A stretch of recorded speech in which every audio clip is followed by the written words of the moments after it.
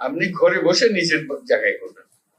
আপনার কিছু অসুবিধা হলে ওই কেন্দ্রে আসেন, আর কেন্দ্রে আসে অভিজ্ঞ 7 জনে, তবে পরবর্তীতে আপনি নিজে করতে পারেন। বাস্তবে যে পরিমাণ হয়রানি, এবং শুধু হয়রানি না, উৎপাত, দালালের উৎপাত,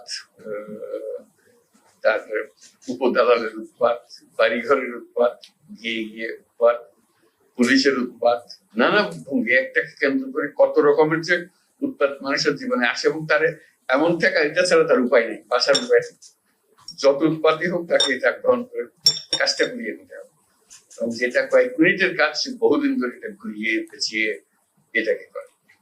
আজকে যেটা আমাদের মনের মধ্যে ছিল, যেটাকে যেহেতু অনলাইন সার্ভিসের কথা আমরা সবার সঙ্গে বলেছি, কথা বলছি, সবাই উৎসাহ দিচ্ছে, আমি মনে করছি কেন্দ্রীয় ভাবে একটা আনুষ্ঠানিক ভাবে প্রাতিষ্ঠানিক ভাবে এটা করা যাবে না। কারণ তো সেই চ্যালেঞ্জের ভিত্তিতে ফয়েজের সঙ্গে আলাপ করলাম, ফয়েজ খুব উৎসাহ দিল যে এটা পারা যায়।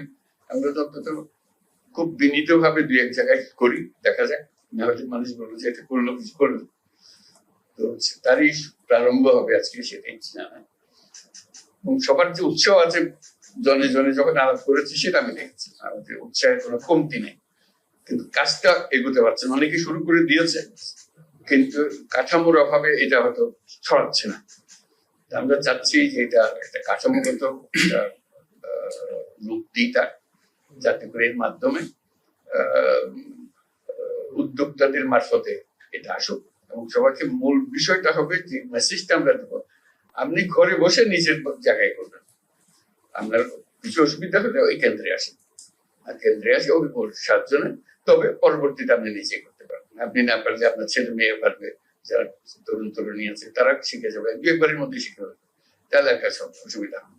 সেটাই ছিল আমাদের সুযোগ।